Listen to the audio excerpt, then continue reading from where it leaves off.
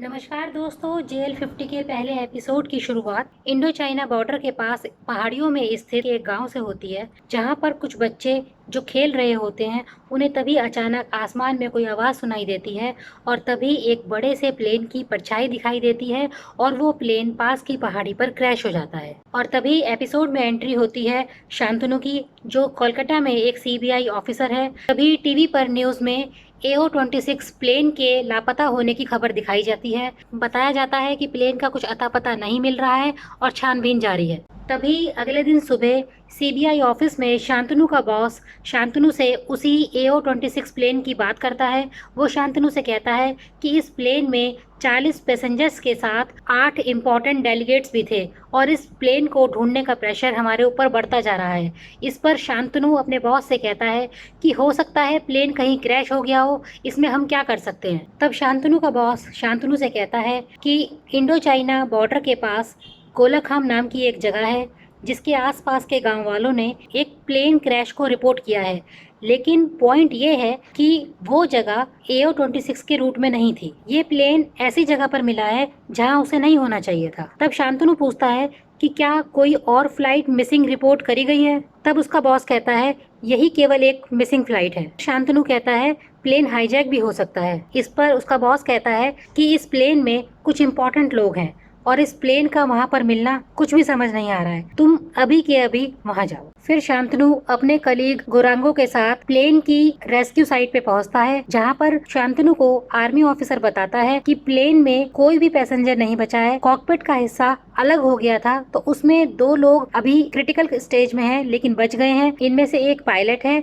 और एक पैसेंजर है। ये सुनकर गोरांगो कहता है लेकिन एक पैसेंजर कॉकपिट में क्या कर रहा था। आर्मी ऑफिसर शांतनु को कहता है जो प्लेन आप ढूंढ रहे हो ये वो AO-26 नहीं है, इस प्लेन का नाम JL-50 है। तभी कहानी में एंट्री होती है प्रोफेसर दास की। शांतनु प्रोफेसर दास से मिलने पहुंचता है। तब प्रोफेसर दास शांतनु से कहता है मुझे लगता है आप किसी गलत जगह पर आए हैं। एक CBI ऑफिसर का भला मेरे से क्या काम हो सकता है। शांतनु दास से पूछता है कि 35 साल पहले आपने एक फ्लाइट JL-50 का कलकत्ता से टिकट लिया था, लेकिन आपने प्लेन कभी बोर्ड नहीं करा। इस पर दास कहता है मुझे प्लेन में बैठने का फोबिया है, मैं प्लेन में इसलिए नहीं बैठा। लेकिन 35 साल पुराना प्लेन और आप उसके बारे में आज पूछ रहे हैं। तभी शांतनु बताता है कि ये प्लेन 1 हफ्ते पहले ही क्रैश हुआ है और हम यही जानना चाहते हैं कि 35 साल ये प्लेन कहाँ रहा। इस पर दास कहता है मैं समझ सकता हूँ कि आपको बहुत कुछ ढूंढना है, लेकिन मैं आपके किसी काम का नहीं हूँ। इस पर शांतनु दास से पूछता है क्या आप बता सकते हैं कि आप ये फ्लाइट क्यों बोर्ड करना चाहते थे। लेकिन दास कहता है 35 साल पुरानी बात, अब मुझे कुछ भी याद नहीं। तभी शांतनु 2 सर्वाइवर में से एक सर्वाइवर से मिलता है जो अभी बेहोश है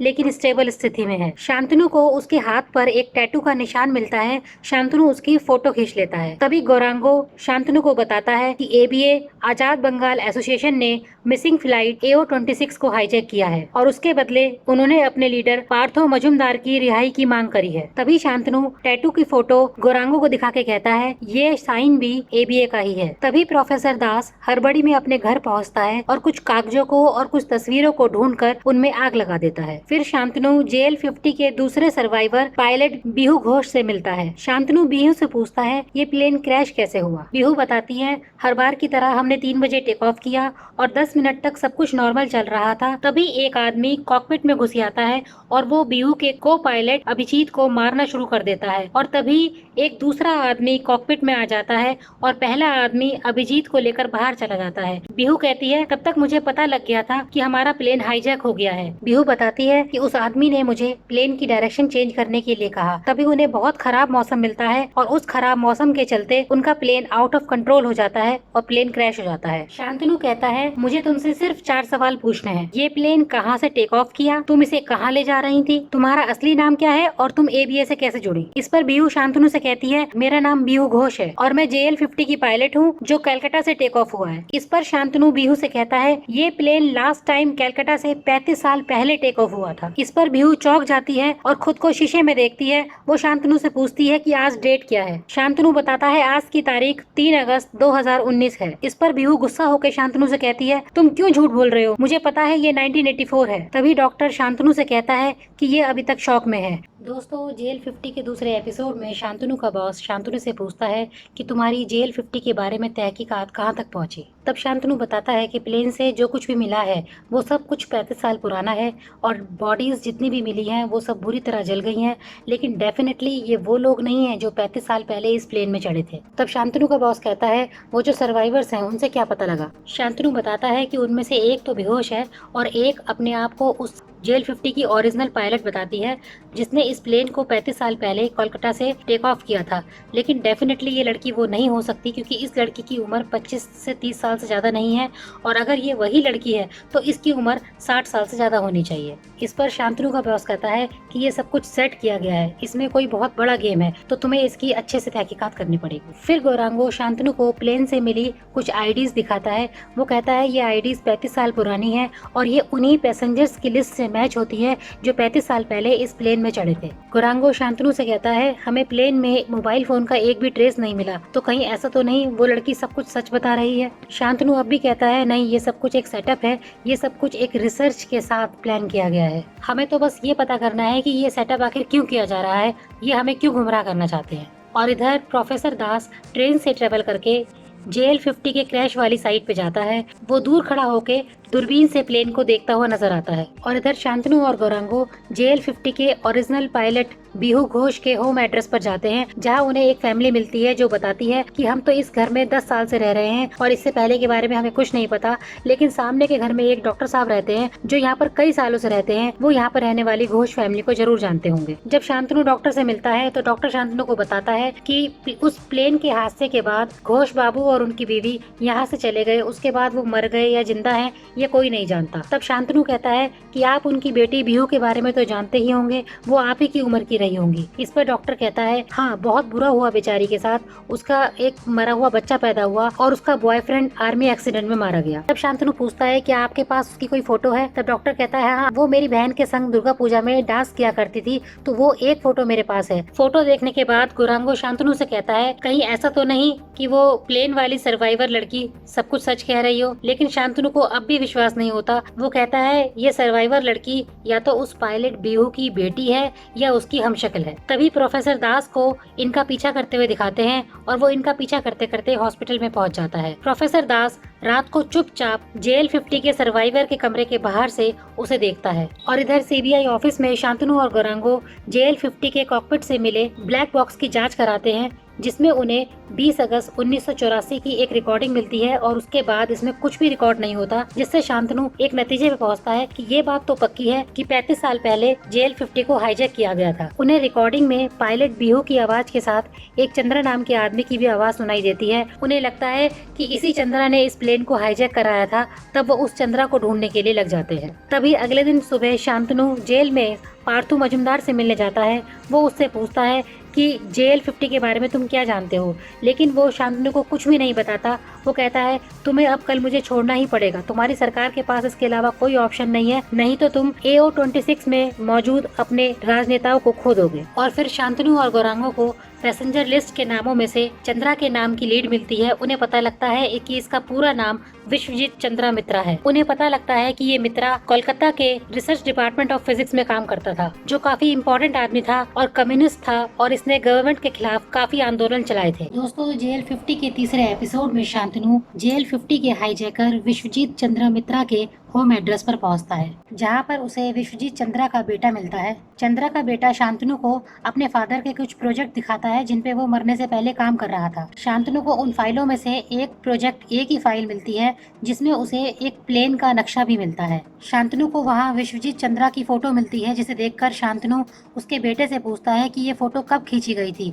उसका बेटा बताता है कि ये उनके मरने से जस्ट पहले ही खींची गई थी। तभी इधर हॉस्पिटल में विश्वजीत को होश आ जाता है और वो जोर जोर से हंसने लगता है। तभी नर्स विश्वजीत से कहती है कि तुम बहुत लकी हो, वरना उस प्लेन क्रैश में सिर्फ 2 ही लोग बचे हैं। जैसे ही विश्वजीत चंद्रा को पता लगता है कि पायलट बिहू बच गई है, वो उसे मारने के लिए दौड़ता है। तभी शांतनु वहाँ पहुँच जाता है और विश्वजीत चंद्रा हॉस्पिटल की एम्बुलेंस लेके वहाँ से भाग जाता है। शांतनु उसका काफी पीछा करता है, लेकिन उसे पकड़ने में नाकामयाब रहता है। तभी एपिसोड में प्रोफेसर दास को दिखाया जाता है, जिसके दरवाजे पर घंटी बजती है और वो दरवाजा खोलते ही चौंक जाता है। तभी शांतनु को कोलकाता रिसर्च सेंटर के डॉक्टर विश्वास के बारे में पता लगता है, जो प्रोजेक्ट ए के बारे में सब कुछ जानता है। इसी के चलते शांतनु डॉक्टर विश्वास से मिलता है। डॉक्टर विश्वास शांतनु को बताता है कि ये project A actually project Ashoka है, जो टाइम ट्रेवल के ऊपर है। शांतनु डॉक्टर विश्वास से पूछता है कि प्रोफेसर विश्वजीत चंद्र मित्रा का इस प्रोजेक्ट ए से क्या कनेक्शन था। तब डॉक्टर विश्वास कहता है कि इसके बारे में तुम्हें प्रोफेसर दास बहुत अच्छे से बता सकता है, क्योंकि वो उस टाइम पर प्रोफेसर विश्वजीत का असिस्टेंट था। तभी शांतनु प्रोफेसर दास से मिलता है। वो कहता है, आपने मुझे सब कुछ झूठ बताया था और आप मुझे सब कुछ सच सच बताइए कि प्रोफेसर मित्रा का इस प्रोजेक्ट ए से क्या कनेक्शन है। इस पर दास कहता है कि अगर उस समय मैं तुम्हें सब कुछ सच बताता तो तुम मेरी बात पे विश्वास नहीं करते। दास बताता है कि प्रोफेसर विश्वजीत मित्रा बहुत ही जीनियस और लकी इंसान थे, जिसे विरासत में उसके फादर से नाम, पैसा, शोहरत के साथ प्रोजेक्ट ए भी मिला, जो टाइम ट्रेवल पे था। इस पर शांतनु कहता है, मुझे तुम्हारी किसी बात पे विश्वास नहीं हो रहा, मैं बस ये जानता हूँ कि JL-50 को प्रोफेसर विश्वजीत मित्रा ने हाईजैक किया है। बस मैं ये जानना चाहता हूँ कि तुम सब लोग इस हाईजैकिंग को टाइम ट्रेवल के तौर पे स्टेज क्यों करना चाहते हो। इस पर दास शांतनु को समझाता है कि हमारे आकाश के जो स्पेस टाइम है उसमें बहुत सारे फोल्ड्स पड़ गए हैं, जिसके अंदर ऐसे होल्स एग्जिस्ट करते हैं जिसके थ्रू होकर पास्ट से फ्यूचर में जाया जा सकता है, और इन होल्स को वार्म होल्स कहते हैं। दास कहता है, ये सिंपली वो दरवाजे हैं जिनके थ्रू टाइम ट्रेवल किया जा सकता है। और एक दिन अपनी कड़ी मेहनत से प्रोफेसर विश्वजीत मित्रा ने उस वार्म होल के एग्जैक्ट लोकेशन के कोड को ब्रेक कर दिया था। फिर दास बताता है कि उन्हें अपने इस एक्सपेरिमेंट के लिए एक प्लेन की जरूरत थी, और क्योंकि प्रोफेसर मित्रा ABA का हिस्सा थे, इसके लिए वो पार्थो मुजुमदार से मिले, जिसकी आदमियों की सहायता से इन्होंने JL-50 को हाईजैक किया। दास कहता है, क्योंकि मुझे पता लग गया था कि फ्लाइट हाईजैक होने वाली है, इसीलिए मैं फ्लाइट में नहीं बैठा। इस पर शांतनु दास से कहता है कि मुझे कुछ भी यकीन नहीं होता, मुझे आपकी सारी बातें कहानी सी लग रही हैं। तब दास शांतनु को बताता है कि मुझे भी यही लगता था कि 35 साल पहले जो एक्सपेरिमेंट हुआ था वो सब एक झूठ था, लेकिन जब तुम उस दिन मेरे कॉलेज में आए, मुझसे मिले और तुमने मुझे JL-50 के क्रैश के बारे में बताया, तब मैं उसी क्रैश की साइट पे गया, मैंने प्लेन को देखा, मुझे तब भी यकीन नहीं हुआ। मैंने तुम्हारा पीछा किया हॉस्पिटल में, जब मैंने प्रोफेसर विश्वजीत मित्रा को देखा तो मेरे पैरों के तले जमीन निकल गई। मैं तभी समझ गया कि ये टाइम ट्रेवल करके आए हैं। शांतनु को फिर भी दास की बातों पे कोई यकीन नहीं होता। फिर दास शांतनु को बताता है कि मैंने तुम्हें एक बात नहीं बताई, हॉस्पिटल से भागने के बाद प्रोफेसर विश्वजीत मित्रा मेरे पास आए थे। उन्होंने मुझे बताया कि वो बहुत खुश हैं, उनका बरसों का सपना पूरा हो गया, और उन्होंने कहा उस पायलट लड़की बिहू घोष को मरना होगा, क्योंकि वो वार्म होल का एग्जैक्ट रास्ता जानती है। दास शांतनु से कहता है कि प्रोफेसर विश्वजीत मित्रा का पकड़ा जाना बहुत जरूरी है, क्योंकि 48 घंटे बाद पार्थो मुजुमदार जेल से छूट जाएगा, और अगर ये दोनों मिल गए तो वो होगा जो तुम सोच भी नहीं सकते। दास कहता है, उन्हें रोकने का एक तरीका है, अगर हम 1984 में वापस जाकर प्रोफेसर विश्वजीत मित्रा और पार्थो मुजुमदार को मिलने से रोक दें तो JL-50 कभी क्रैश नहीं होगा, ABA वहीं खत्म हो जाएगा, और AO-26 भी कभी हाईजैक नहीं होगा। दास शांतनु से कहता है कि मुझे तुम्हारे 48 घंटे में से केवल 1 घंटा चाहिए, और मैं प्रूव कर दूंगा कि टाइम ट्रेवल पॉसिबल है। दोस्तों, JL-50 के चौथे एपिसोड में शांतनु प्रोफेसर दास के साथ टाइम ट्रेवल करके 1984 में जाने के लिए तैयार हो जाता है। इसी के लिए दास और शांतनु बिहू के पास जाते हैं। दास बिहू से कहता है कि हमें वो एग्जैक्ट रीडिंग चाहिए जो प्रोफेसर मित्रा ने तुम्हें हाईजैक के समय बताई थी। बिहू पूछती है कि तुम ये रीडिंग क्यों पूछना चाहते हो। इस पर दास कहता है कि हमारा वहाँ फ्लाई करना बहुत जरूरी है। बिहू कहती है कि मैं रीडिंग एक शर्त पे बताऊंगी कि प्लेन मैं फ्लाई करूंगी। शांतनु इसके लिए मना करता है, लेकिन दास शांतनु को राजी कर लेता है कि 1 ही घंटे की बात है, हम हिस्ट्री को करेक्ट कर देंगे और फिर सब कुछ सही हो जाएगा। गौरांगो इन तीनों के लिए एक प्राइवेट जेट का अरेंजमेंट कर देता है। प्लेन में शांतनु बिहू से पूछता है, क्या तुम अपने बच्चे को मिस करती हो। इस पर बिहू कहती है कि तुम कंसर्न से पूछ रहे हो या तुम्हें अभी भी यकीन नहीं है कि मैं असली बिहू घोष हूँ। शांतनु कहता है, अगर मैं बता भी दूं तो क्या तुम्हारा जवाब बदल जाएगा। फिर बिहू कहती है, मेरा बच्चा मरा हुआ पैदा हुआ था। प्लेन में दास कहता है कि 20 अगस्त शाम के 4:30 बजे JL-50 हाईजैक हुआ था, तो हमें जो कुछ भी करना है 4:30 से पहले करना है। दास कहता है, अगर JL-50 हाईजैक हो गया तो फ्यूचर में कुछ भी चेंज नहीं होगा। बिहू पूछती है, और अगर हमने हाईजैकिंग को रोक दिया तो। दास कहता है कि तब 4:30 बजे हम सब लोग वहीं पे होंगे जहां हमें होना चाहिए, और फ्यूचर चेंज हो चुका होगा। दास कहता है, JL-50 हाईजैक ही नहीं होगा, और JL-50 हाईजैक नहीं होगा तो क्रैश नहीं होगा, और क्रैश नहीं होगा तो हम यहाँ पे आएंगे क्यों। और फिर ये तीनों लोग वार्म होल की एग्जैक्ट लोकेशन से होते हुए एक आउटर विलेज टाइप एरिया में लैंड होते हैं। वहाँ पहुंचकर दास शांतनु से कहता है कि फोन में रिसेप्शन नहीं है, दैट मीन्स हम 1984 में आ गए हैं। लेकिन शांतनु दास से कहता है कि कई बार कलकत्ता के बाहर के एरियो में फोन में रिसेप्शन नहीं आता। फिर ये तीनों एक जीप में लिफ्ट लेते हैं जिसके रेडियो के न्यूज में इंदिरा गांधी का भाषण चल रहा होता है as a current prime minister, जिसे सुनकर ये तीनों हैरान हो जाते हैं और इन्हें यकीन हो जाता है कि हम 1984 में आ गए हैं। ये तीनों लोग कलकत्ता सिटी में पहुंचकर एक बस में बैठते हैं जिसमें दास अखबार में डेट पढ़ता है 19 अगस्त 1984। तब दास शांतनु से कहता है कि हमारे पास बहुत कम टाइम है, JL-50 कल ही उड़ान भरेगा और हमें कल ही उन्हें रोकना है। जब बस वाला उनसे टिकट के पैसे मांगता है तब शांतनु उसे 2019 का 10 का सिक्का देता है। तब बस वाला उन्हें बस से बाहर निकाल देता है, जिस पर दास कहता है कि 1984 में 10 रुपए का कॉइन नहीं होता था। अब इन तीनों को एक दिन बिताने के लिए कुछ पैसों की जरूरत थी, इसी के चलते शांतनु अपनी घड़ी देखता है। जब दुकानदार शांतनु से रिसिप्ट पे डेट लिखने के लिए कहता है तब शांतनु डेट पूछता है कि आज की डेट क्या है। तब दुकानदार शांतनु से कहता है कि आज 19 अगस्त 1984 है। तभी शांतनु को याद आता है कि आज ही के दिन उसे कोई अनाथ आश्रम में छोड़ गया था। तब वो बिहू और दास को होटल में छोड़कर उसी अनाथ आश्रम में जाता है। शांतनु अनाथ आश्रम में जाकर पूछता है कि क्या आज कोई यहाँ पर बच्चा छोड़कर गया था। अनाथ आश्रम की केयर टेकर कहती है कि नहीं, आज कोई बच्चा नहीं आया। फिर शांतनु वहीं अनाथ आश्रम की बेंच पे बैठ जाता है। तभी कुछ देर बाद वहाँ पर एक गाड़ी आके रुकती है जिसमें से एक बुजुर्ग आदमी एक बच्चे को लेकर बाहर निकलता है। वो बुजुर्ग आदमी उस बच्चे को अनाथ आश्रम के पालने में छोड़कर वापस आ रहा होता है। तभी शांतनु उस आदमी से पूछता है कि आप कौन हैं और आप यहाँ किसका बच्चा छोड़ के जा रहे हैं। लेकिन वो आदमी कुछ नहीं बताता और अपनी गाड़ी में बैठकर वापस चला जाता है। तभी शांतनु उस बच्चे को देखता है, उसे उसके गले में वही लॉकेट मिलता है जो शांतनु के गले में होता है। शांतनु समझ जाता है कि ये वही आदमी है जो मुझे यहाँ पे छोड़कर गया था। फिर अगले दिन सुबह दास शांतनु को बताता है कि कलकत्ता सिटी के बाहर एक बहुत पुराना वेयर हाउस है और प्रोफेसर मित्रा वहीं पे पार्थो मजुमदार से मिलेंगे और फिर हाईजैकर्स के साथ एयरपोर्ट के लिए निकलेंगे। हम उन्हें एयरपोर्ट जाने से पहले ही रोक लेंगे। तब शांतनु कहता है हमें गाड़ी की जरूरत पड़ेगी। इस पर बिहू कहती है गाड़ी मेरे घर से मिल सकती है। फिर ये तीनों बिहू के घर से गाड़ी लेने जाते हैं। गाड़ी को देखते ही शांतनु को एक सदमा सा लगता है और वो हैरान हो जाता है। फिर ये तीनों लोग वेयर हाउस के बाहर पहुंच के प्रोफेसर मित्रा का वहां आने का इंतजार करते हैं। गाड़ी में शांतनु बिहू से पूछता है तुम्हें कैसे पता कि तुम्हारा बच्चा मरा हुआ पैदा हुआ था, क्या तुमने उसे कभी अपनी आंखों से देखा था। फिर शांतनु और दास बिहू को गाड़ी में छोड़कर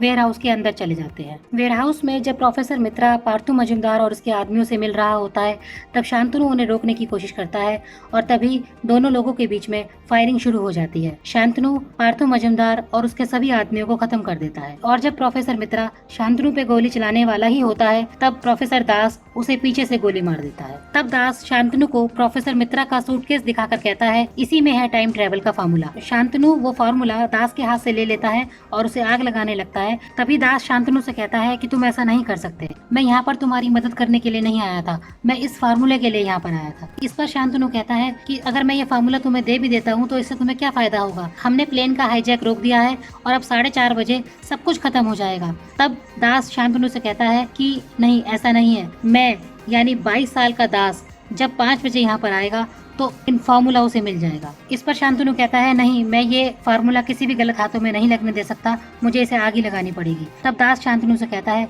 जब मैं प्रोफेसर मित्रा को 2 बार मार सकता हूँ तो मैं तुम्हें भी मार सकता हूँ। तब दास शांतनु को बताता है कि उस दिन मित्रा मुझसे मिलने आया था, मैंने उसे फार्मूले के लिए थोड़ा सा टॉर्चर किया और वो तभी मर गया। मैं सोच ही रहा था कि अब मुझे फार्मूला कैसे मिलेगा, तभी तुम मेरे पास आ गए और मेरा सारा प्लान बन गया। और फिर दास और शांतनु के बीच में हाथापाई होती है और शांतनु फिर भी उन पेपर्स को आग लगा देता है। और फिर शांतनु वेयर हाउस से बाहर आके बिहू को देखता है और तभी 4:30 बज जाते हैं और सब कुछ वैसा ही होता है जैसा दास ने कहा था।